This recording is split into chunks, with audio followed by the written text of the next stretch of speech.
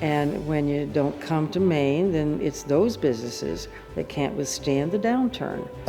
I was expecting to be sitting a lot more. We're averaging right now 2 or 3 tours a day. So it's actually been more than I expected. He does see people, he does notice them. Sometimes he'll even play with them in the window downstairs. So he does certainly know that it's his birthday.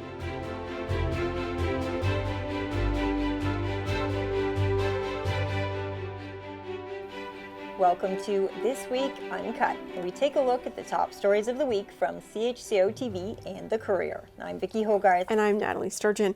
We begin this week with international politics. The governor of Maine, Janet Mills, was in New Brunswick and Nova Scotia this week.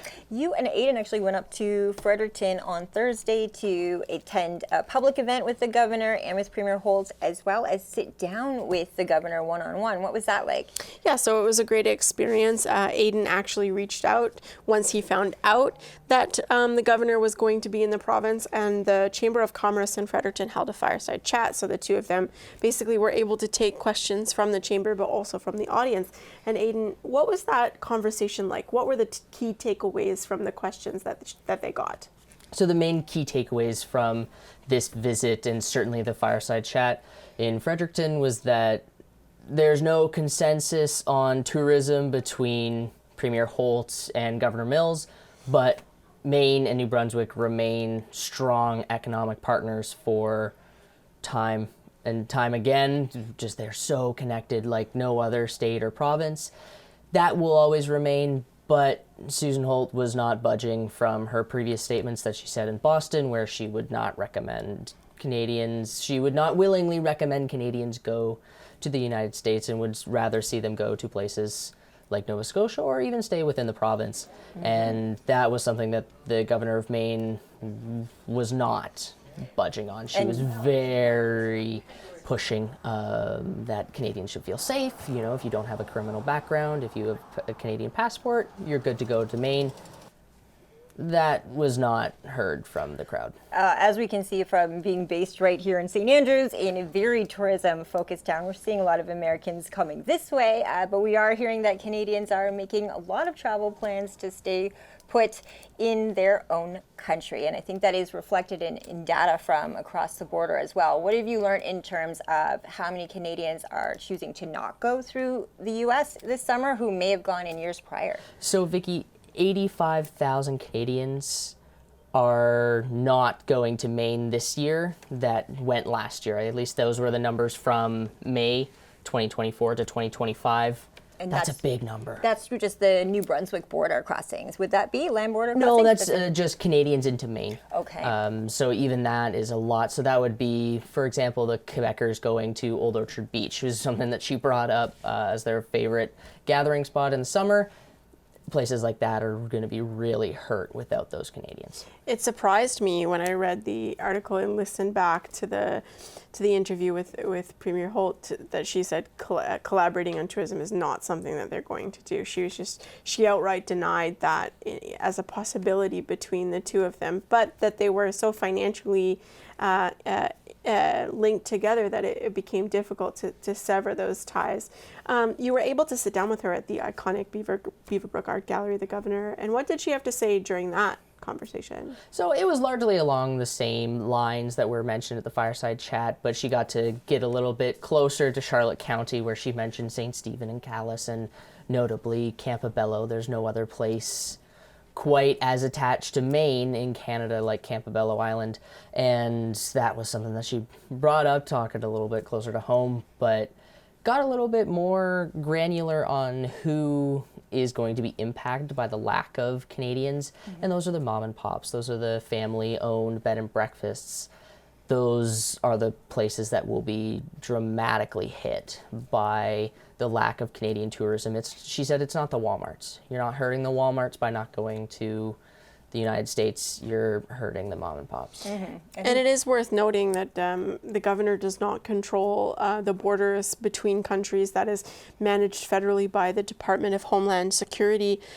So she kept saying throughout the chat, and I think again in your conversation, that you're safe once you get into Maine. But I think for a lot of Canadians, it's getting into the state that is part of their issue, part of their hesitancy, because we've heard stories about being asked questions at the border that are not related to travel, about cell phones being taken, about people being detained or questioned for several hours. All of these things are at the back of the minds, but there was an example of that from the audience during the fireside chat. Yes, there was someone in the audience that brought up his wife and him usually go to Maine every spring for vacation, and he said that trip is not happening this year. She's born in Venezuela. She's a Venezuelan Canadian, and they were going back and forth on whether this trip would happen. And as soon as the Venezuelan in the United States was taken to El Salvador, she was like, that was a clear no. And he brought that up to Governor Mills, and she reiterated that Canadians should feel safe and these sort of things. And when they're in Maine, she'll protect them and stuff like that. But I spoke to Audrey Macklin of the University of Toronto. She's a professor of law there, and she said it's completely reasonable for Canadians to feel apprehensive about crossing the border.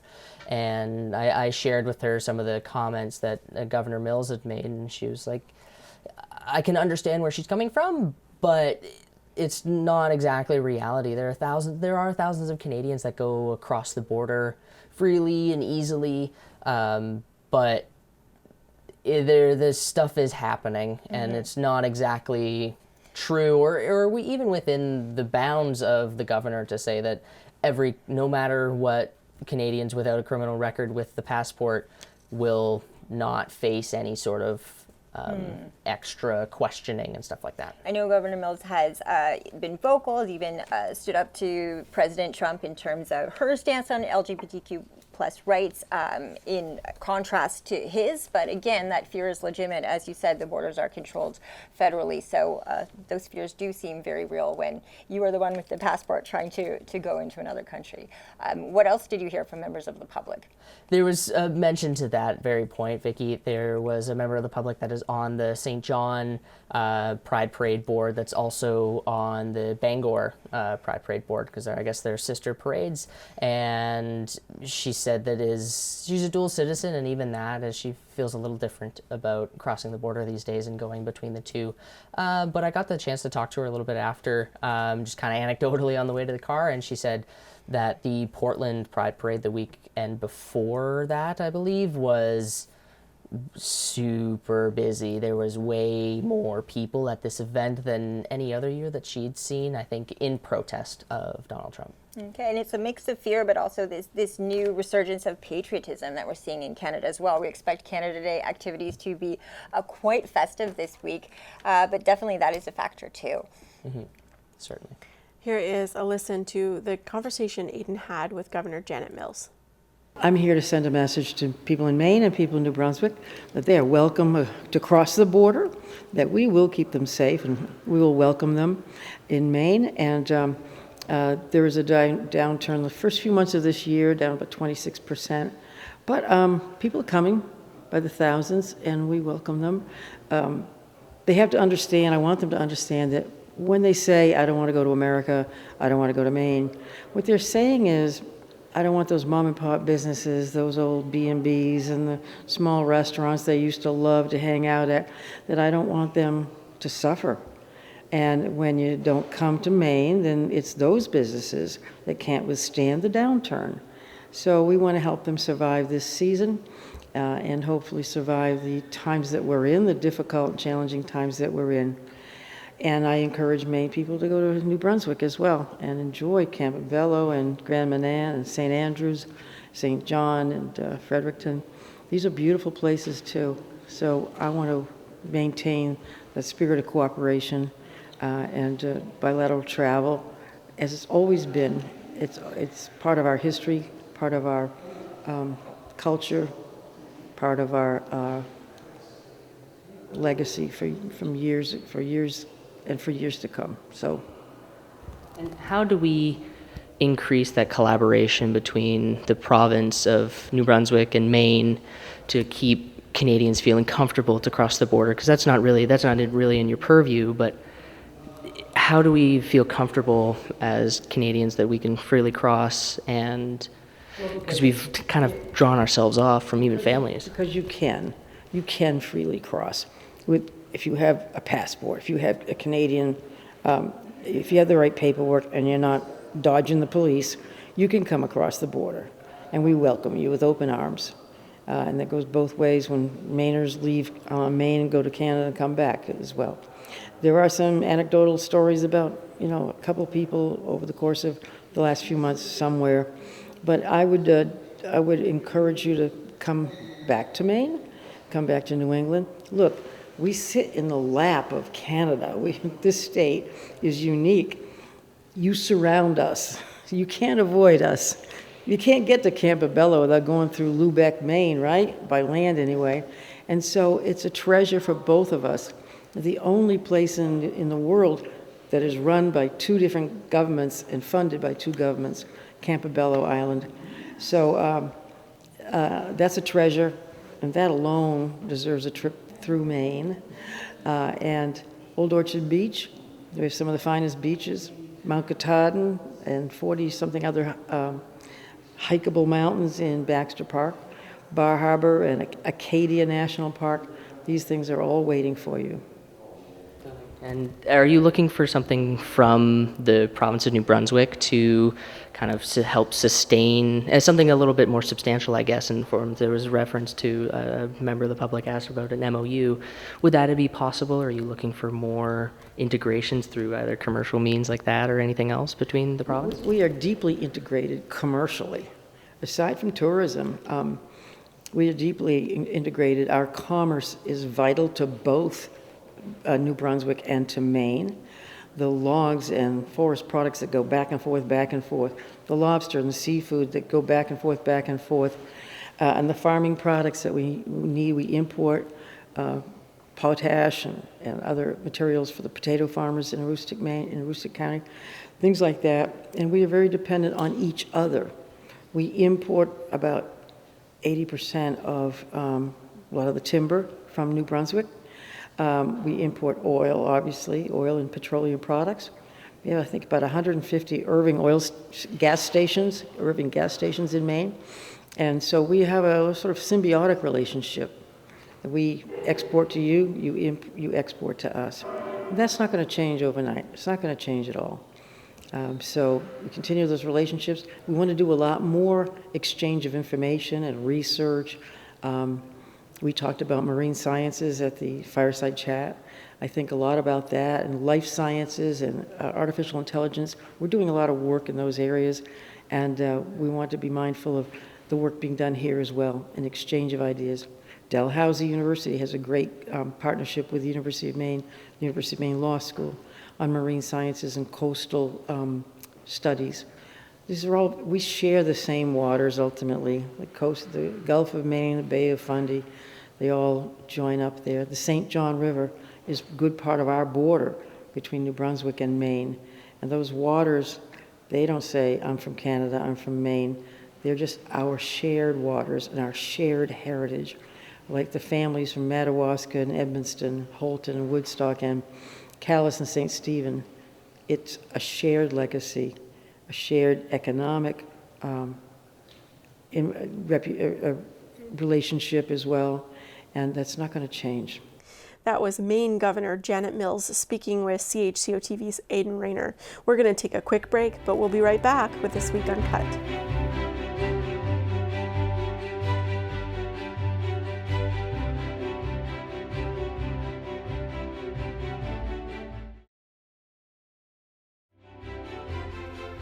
Welcome back to This Week Uncut. I'm Nathalie Sturgeon. And I'm Vicki Hogarth. There was a planned power outage in St. Andrews this week for upgrades to the system here. It was for wildlife guards. Now, if people will rewind to Canada Day last year, there was a significant power outage, but you guys were actually down on Water Street. We were supposed to be live on TV, so that changed quite dramatically. We still covered the parade. We were able to put it on television after the fact, but the plan that day was to be live, and I'm sure a lot of businesses in town had different plans originally than what went down last year. It was quite a move to have to pivot without the power for what is the busiest tourism day of the year in St. Andrews. Well, I actually happened to be in town that day. We'd come for a little seaside adventure, and my friend who was with me at the time, couldn't pay for our ice cream because the power had gone out. They had no way to pay. So that experience is on the minds of business owners in St. Andrews as we quickly approach Canada Day again, one of the biggest tourism days of the year, if not the biggest. And so you got a message from Dominique Belanger from the Kennedy House, basically saying, listen, I got 48 hours notice that this planned power outage was going to happen. It's not enough time. It's not enough communication. He said over the last couple of years, NB Power has communicated that wildlife contact has been the chief reason for why the power is going out, including as recently as May. But he said that consultation is how you keep the goodwill going. And this short time frame that they were given was unacceptable to him. So we did reach out to NB Power, ask them a few questions about the concerns that this local business had. And I'm sure there are other local businesses that felt similarly as they prepared for Canada Day with lots of food. He said, I have a generator, but it can only power my fridge and freezer. Can't keep my guests comfortable. And I can't tell them not to come because it's only 48 hours notice. So NB Power has postponed that, but you'll understand that this work is important to make the infrastructure in St. Andrews more strong so that we don't have these power outages on sunny days in the middle of summer. And the cause of the power outage last summer on Canada Day was due to, I believe it was a squirrel, it was wildlife. But again, I think that it shows that last year businesses definitely were traumatized by the experience, but obviously NB Power is looking to avoid a repeat of what happened last year. So I imagine on their part too, there's a little bit of trauma of trying to get things back and running in the middle of what is one community's busiest tourism day and a community that's very much known for its tourism. Well, and it is a rock and a hard place really for NB Power. They have to do this work. They want to do this work, but any work that they have to do will result in a planned power outage, as they call them. So they basically give people notice of that power outage. So it's work that needs to be done. It's work that will get done, although we did contact NB Power again on Thursday to kind of get an idea of when that work might happen. No clear timeline yet, although they only said that it would be rescheduled. Yeah, it's difficult. I know Canada Day is our busiest day of the year here in St. Andrews as far as tourism goes, but anyone who is in this community a lot knows that right now we are already in what is the busy tourism season, and many people who I imagine are here for Canada Day might be here already. It falls on a Tuesday, so it gives you that long weekend opportunity to either make 4 or 5 days out of St. Andrews or kick off 2 weeks here. So it's a difficult time to have to do these upgrades because every day is really some version of Canada Day here in our community. Yeah, Dominique said so much. He said this is the start of our busiest season, and it is really difficult to explain this to guests and to residents that he has year round as well. We are like squirrels here too. There is a time to forage and make things count for the season, and it is right now. We're going to take a quick break, but we'll be right back with This Week Uncut. We're also in negotiations with Minister's Island, so we might be able to do some special trips out to Minister's Island when the road is underwater.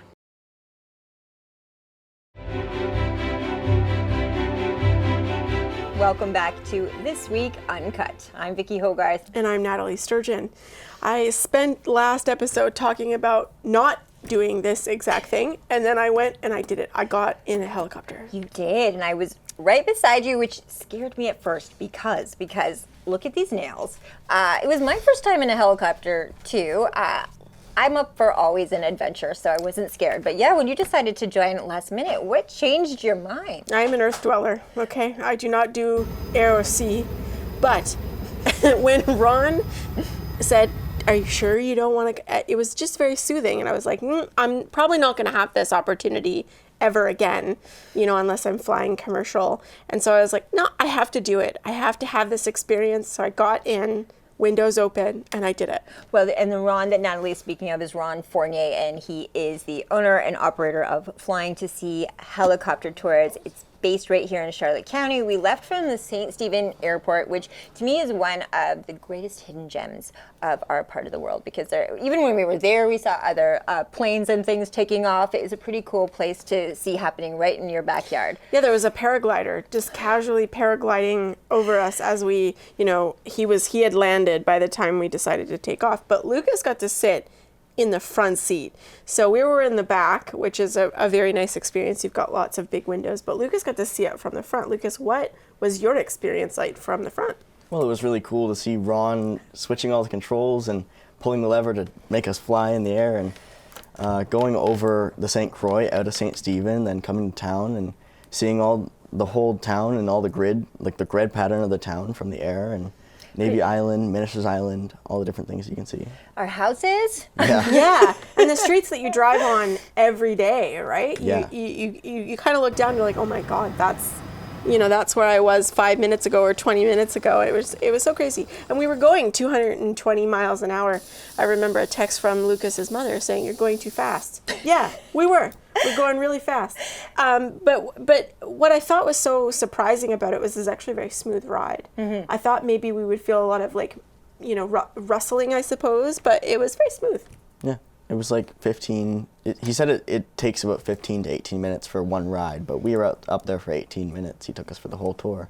It was really neat to have that literally different perspective of where we live. You think you know something so well, and then when you see it from up in the sky, even things like the bathhouse on Minister's Island, just how beautiful it looks from above, and just the way the coastline is, it just takes a different meaning to you, and you see it from a different angle. You can fly a drone up there, but really it's so different seeing it with your own eyes. It's a different experience. It was it's one of those moments for me that I think will hold with me forever, because it was very childlike in a way when you have a new experience and you get to share it with people that you love. It really was a bonding experience for all of us. And sharing it with people, everyone has headsets the entire time, and you can hear everyone talking in the entire aircraft. So I really wish we could have recorded that for all of you, because I'm sure you would have heard me scream at least once or twice. Because there was a moment where we flew over the mountains where we kind of had, that tummy flip that your stomach does sometimes. I had one of those because we kind of got a little bit of wind, but that's because it's coming off the mountains. But there was one or two scared screams, but there was a lot more excited screams as you guys saw things that you usually see. I should say, too, that this is Ron Fournier. He's been in Charlotte County for about 3 years now. He relocated from Alberta, and he has wanted to do this for a really long time. You got to speak to him, as did I, at the airport to learn about his experience just as a pilot and with helicopters, and also in the tourism industry. The St. Andrews experience is just one of the options he is offering to his clients with this Flying to Sea helicopter tours. There's also one, I don't know if I should tell you this, because I feel like you will be jealous. I am going with Jonathan Britton from Good Day from the Bay to Campobello, because he does offer another tour that goes to the International Park, the Roosevelt Park, where you're able to even have tea at the park and then come back to the St. Stephen Airport. So yes, I will send you some photos. But yes, also you can do chartered rides with him as well. So I think he's looking into all the different possibilities of what clients might like to see and do. He's talking to different lighthouses to see where he can land. So the possibilities are really endless. Talking with Minister's Island too, seeing about maybe landing there when the tide is up. So you can go to the island when the cars can't go over. Yeah, and part of the reason for launching it this year, I think this ties well into Aidan's story too, is when we're looking at tourism in Charlotte County right now, a lot of people are coming here. We can feel it already just from being based in Charlotte County, how many visitors are already here, Canadians, American, international travelers. So he thought this was a great year to launch this experience with so many people coming to this part of the world to experience what we have. Take a listen to our interview with Ron Fournier, the owner of Flying to Sea Helicopter Tours.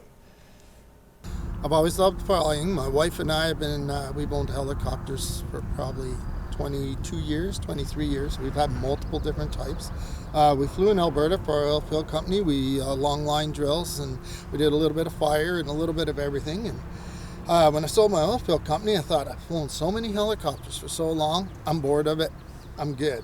And then we moved here 3 years ago, and about 8 months ago, one morning I woke up and I thought, uh-oh. And I had the itch, and my wife said, quit the drama circle, just get one. So, hence we bought it's a 206 Long Ranger. It holds 6 passengers and myself. It's one of the safest helicopters in the world. It has a isometric mounts on the transmission, so when we have rough air, it actually spoons out the trip. This particular ship is equipped with a long line, which means a cargo hook, so we can do fire suppression, we can haul things around. This helicopter also has the litter kit. That means I can turn it into an ambulance in about 4 minutes. And that could be interesting around here since there are no other helicopters in the region. So Grand Manan is right around 20 minutes. Campobello is about 13 minutes. I can hit St. John in about 26 minutes. And Fredericton is about the same. So yeah, we enjoy flying here. I've been flying for over 25 years and I've got tons of hours and different things. But I must say, tourism is my first. So it's been interesting. I get to meet a lot of new people and I'm looking forward to meeting a lot of others.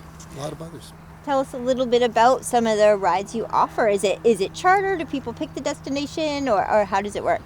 Ironically, it's both. We do have 2 tours right now that can be booked online at flying2c.com. One is the St. Andrews tour. It lasts between 15 and 18 minutes. It's generally closer to the 18-minute mark. We have another one that's in Campobello. We will go around Roosevelt Park from the air. We're working on offering another one where we'll actually land at Campobello and then you can go for a tea at Roosevelt Park. So we're working on that right now and we should have news on that. We're also in negotiations with Minister's Island, so we might be able to do some special trips out to Minister's Island when the road is underwater. So tell us a little bit about some of the people. I know this is a newly launched excursion, but tell us about some of the people. I know we'll meet some later today who have already booked rides. Where are they coming from? What do they want to see? Yeah, we've had a lot. I'd say about 40% of our tours so far have been local people, and mostly surprising.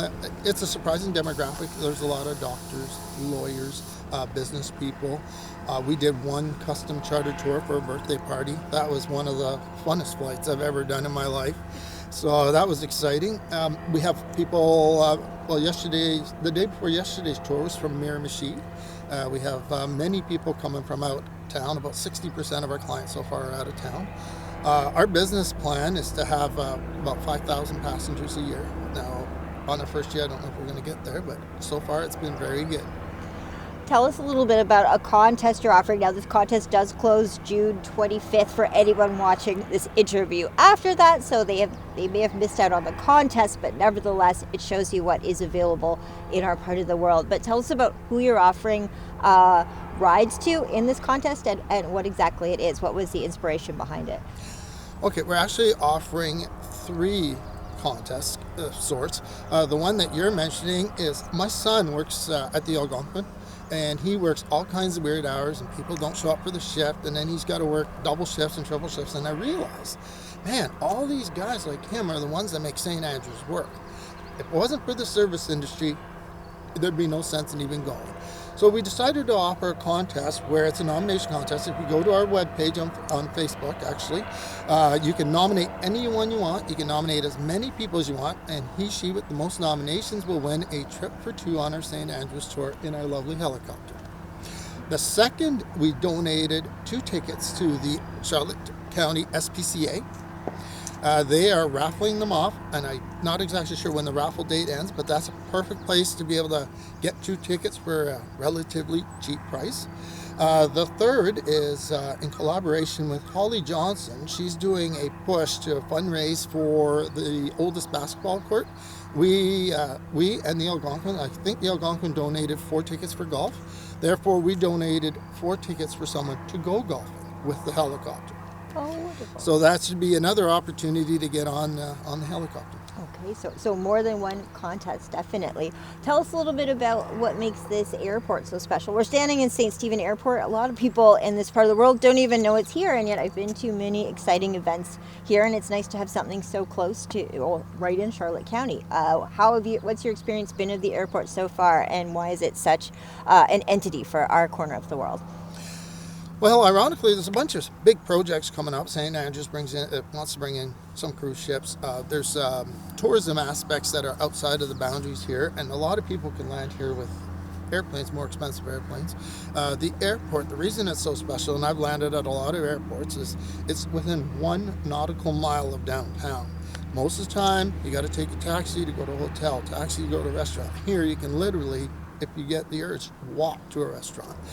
The other thing that's so amazing about this airport, and the camera won't see it, but it has a weather system.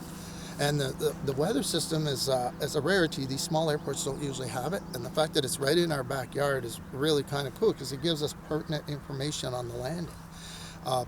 Of course, as you said, Vicki, because a lot of people don't know the airport exists, it's in a moderate state of disrepair, but I'm hoping that with added traffic that everything will be repaired and we can bring her back to her former glory.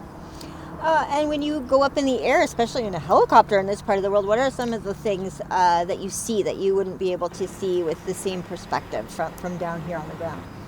Well, ironically, I've done a lot of flying in the mountains in BC. I've done a lot of flying in Vancouver Island. And I can tell you without a doubt that Charlotte County will rival any one of those two. The bays, the roads, the tides, the homes, the tidiness. Oh, shoot. And the tidiness of the properties and what you can see. There's 4 or 5 lighthouses which we're actually communicating with, so we can land right at their helipads. So there's 2 lighthouses actually in the middle of the water. So we're working on that now. It's things that we're going to progressively offer, but I must say that Charlotte County has probably one of the prettiest sceneries I've seen. And now that you've said lighthouses, I can't help but ask. I'm guessing one is Swallowtail on Grand Manan. I'm thinking maybe Head Harbor on Campobello too. What lighthouses could you potentially land at? Well, I can't discuss that right now because I don't want to jeopardize what I'm doing. But there's 4 of them, and I'm sure the locals will know which 4 they are. And yeah, it'll be interesting. We're trying to get one of the lighthouses. I think would probably be talked into making a breakfast or a lunch or something, so we can actually stay there for a bit. But I think I got the person right in front of me that would know every single one of them. So I'm going to be tapping her for some information here as soon as we're done this. Very much noted. Tell us a little bit more about if people are looking to, well, actually, I wanted to ask you first about, we hear a lot of, even in marine scientists who like to look at the ocean from up in the air. What kind of things can you see marine-wise from that part of, from that place in the air that you couldn't see on land? I've heard of people taking helicopter rides just to look out for things like great white sharks, for instance. Yeah, that's a double-edged sword for me because my call sign when I was a very young man in flight school, you always want a cool sign like Trigger or Viper or something. I got Grandma, which means grandmother. So I'm very, very cautious when I fly. I don't fly more than 5 nautical miles over water. So there's boats for that do it better than I can. But yes, we do see some wildlife from 5 nautical miles. The old sow, we've seen sharks from the air, we do see whales, but we will not make it our specific tour to see wildlife. The other thing I'd like to say is our helicopter holds 6 passengers, which is highly unusual. Most tour helicopters run an R44, which is 3 passengers. So we're able to run either 2 families or bigger families, and we have headsets for everyone. The other thing I want to state is the Bell 206 is the safest helicopter for auto rotations. So if the engine quits, we have a 4-to-1 glide. So for 1,000 feet in the air, we can glide to any open spot 4,000 feet away. So they are extremely, extremely safe for pretty much all environments. And that's why they are known to be what they are. So if anyone is watching this and wants to book, where do they go to book, first of all, and how much time in advance do they need, and what should they know? If you go to flying2c.com, it's we have nothing to do with it. It's a credit card processor. It's all secure. They give you the available times. We have a minimum of 4 people for a flight. So if you're less than 4 in your group, don't worry, book it. And if someone else fills the space, if not, a few days before, I'll give you a call and we'll arrange to, change the times a little bit. But with 4, we'll fly minimum. Times are fairly well open because they're booked for every 30 minutes. So you can always usually get a time in during the day. In the middle of summer, I'm not too sure. It is getting busier. But if you book, I'd say a week ahead of time, you should be fine. And finally, Ron, are you surprised by the early success of this and all the interest? Yes. I was expecting to be sitting a lot more. We're averaging right now 2 or 3 tours a day. So it's actually been more than I expected, and tourist season and school being out just started, so I'm definitely seeing an uptick in the reservations, and we're definitely seeing an uptick in the calls from abroad, from further than just local. So yes, I'm very happy so far with the success the helicopter's been having. All right, and any final words as we wrap this interview and see a really cool thing landing behind you? Right, that's a paraglider, but yeah, that's cool.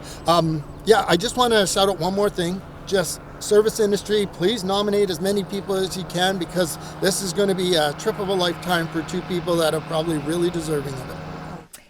That was Ron Fournier, owner and operator of Flying to Sea Helicopter Tours. Now, this wasn't the only adventure that you and Lukas were on this week. Aside from helicopters, you also got to spend some time at the Huntsman. Tell me a little bit about what you've been up to. So I got to meet for the first time Snorkel, who is a harbor seal at the Huntsman Marine Science Center.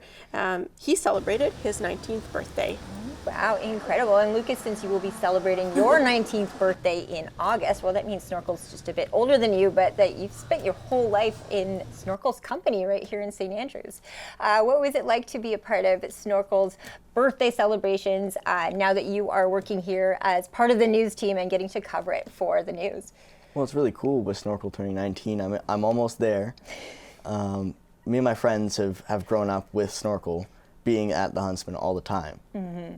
The Huntsman, definitely. I know that it's such an attraction for visitors to our area, but when you are a local, especially a local growing up in this community, centers like that really do play an important role in your life, especially introducing you not just to the sea life in our area, but giving you an education in marine sciences. Have you always had a close relationship with the Huntsman? Yeah, I mean, I did a co-op with them last year, and now I'm doing marine science at Dal, so.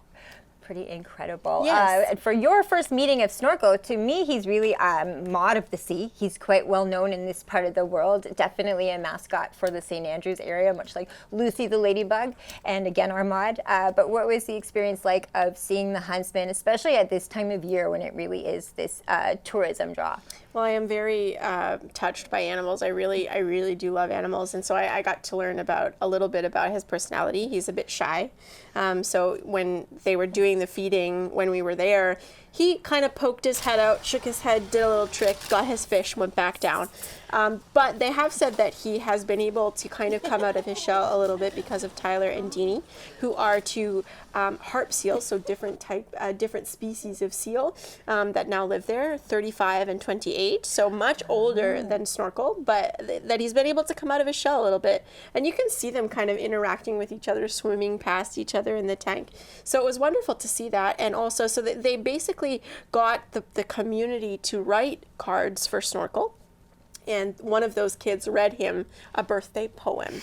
So it was a wonderful celebration of Snorkel. And actually, one of the people that we interviewed said that they think that Snorkel understands that people love him and that people are there to see him. She'll often see him playing with kids who are at the bottom part of the tank. So it was a wonderful experience. Well, we know that some 19-year-olds for their birthday around here go to the Herring on Water Street, but how did Snorkel celebrate specifically? He got a cake made of fish and ice.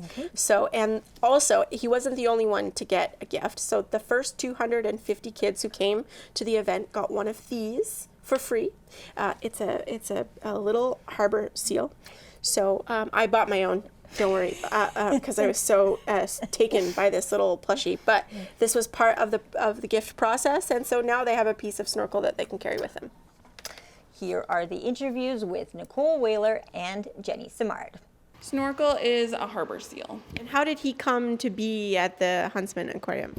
He was born at Storybrooke Gardens in London, Ontario in 2006 and moved here with Loki, his father, who passed away a couple of years ago in 2009. So he's been here since he was about 3 years old. And what are some of the personalities that Snorkel has? Snorkel's a bit of a scaredy cat. Some people might not realize that when they see him here in the summertime, but he is very energetic when we're feeding him, but otherwise he's a little bit shy. He's come out of his shell a lot since meeting Tyler and Deanie in the last year. In the wintertime, he absolutely hates the snow. And so how old is Snorkel, and what are we celebrating this week? We are celebrating Snorkel's 19th birthday this Saturday, June 28th, which is super exciting. And how long do seals like Snorkel live in captivity? In captivity, a male harbor seal will live to about 30 years. And so what do they love to eat? What's their favorite food? Snorkel loves to eat fish. We feed them herring and mackerel, which is donated to us by Connor's Brothers, the fish packing plant in Blacks Harbor, which we are very grateful for. And so what will Snorkel get to do for his birthday? Snorkel will have his usual feedings at 11 a.m. and 3 p.m. And we will sing happy birthday for him twice that day. Humans might have some cupcakes, and for seals, they can't have cake, but we might make him a fish cake. So ice, frozen, crushed ice, sort of in like a sandcastle shape, and then we will stick some pieces of fish in it and see if that interests him. And for folks who want to visit the aquarium and get to know Snorkel, how can they do that? We are open daily from 9:30 to 4:30, holidays included, so I would welcome everyone to stop by. We have lots planned, so most of it is going to happen on Saturday. And so we have the morning feeding at 11. And we will have asked all the kids to write Snorkel a birthday card, so they get to make their own birthday card. We're going to do a draw using all those birthday cards for a free membership for 2025. And we're also asking the kids to write a poem to Snorkel. So this is new this year. And the winning poem will be read to Snorkel during the afternoon feeding at 3 o'clock by the seal feeders. So it's going to be really interesting to hear what the kids have to say about Snorkel. Why is it important to celebrate their milestones here at the aquarium? I think it's important because people care. So they care about Snorkel. So whenever they hear it's his birthday, then definitely they want to join in. So again, we will have cupcakes for the human guests. We're going to be serving them during the seal feeding. And we have some giveaways. So the first 250 children to come through the doors on Saturday will have a free seal plush. So that is, again, our way of saying thank you for supporting us, and come and celebrate Snorkel's birthday with us. And why I mean, maybe they don't know, but why do you think that it does something for the animals as well to see people here observing them and celebrating them? Well, I mean, I've known Snorkel for a long time, and I've noticed that he does see people, he does notice them. Sometimes he'll even play with them in the window downstairs.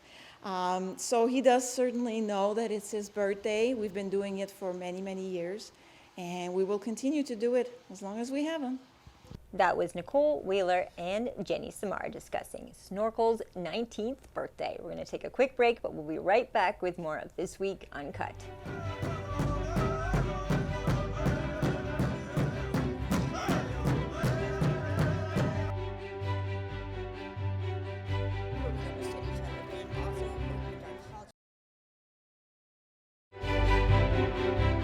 Welcome back to This Week Uncut. I'm Nathalie Sturgeon. And I'm Vicki Hogarth. We have a lot on our plate coming up with Canada Day and all the activities that are happening as we get into the thick of summer. But last week I wanted to talk, before we get into what's coming up, I had the chance to go to National Indigenous Peoples Day right here in St. Andrews in Market Square.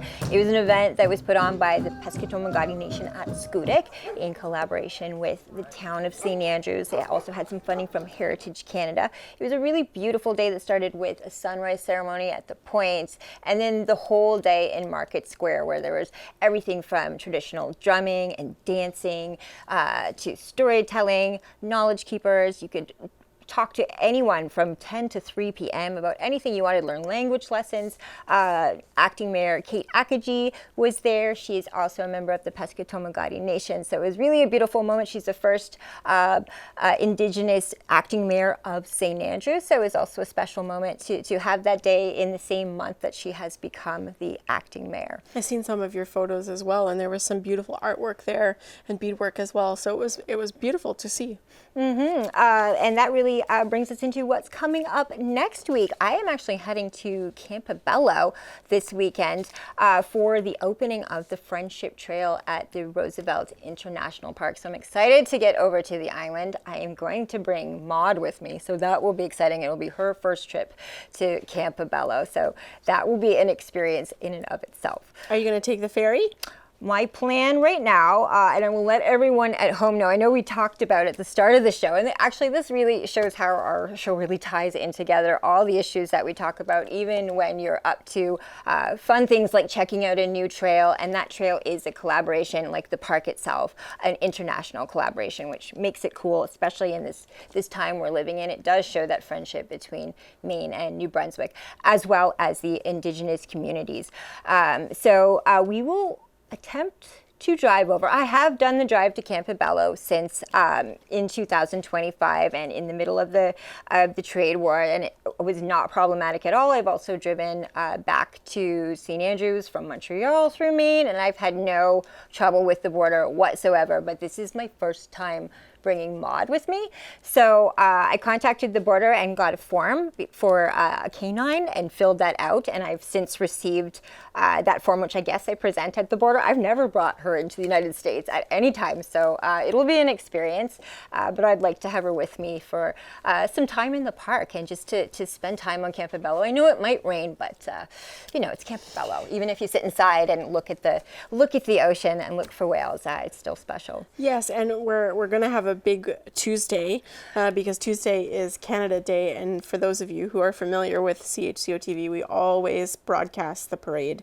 So we're going to be doing that, and then after that there's a bunch of events in between for folks, and lots of stuff for you to do downtown in the downtown core on Water Street, and then we have TV bingo. So we're going to be very busy this week. It'll be a lot of live TV, live parade, live TV bingo, and the nice thing is, if you are a bingo player and you're worried about missing the fireworks, bingo wraps at 8:30. Fireworks are generally around 10 p.m. So even if you're not going to the St. Andrews fireworks, you could still make it to anywhere you're going. I'm quite excited to go to Kira Amphitheater as well, because I do watch American Idol.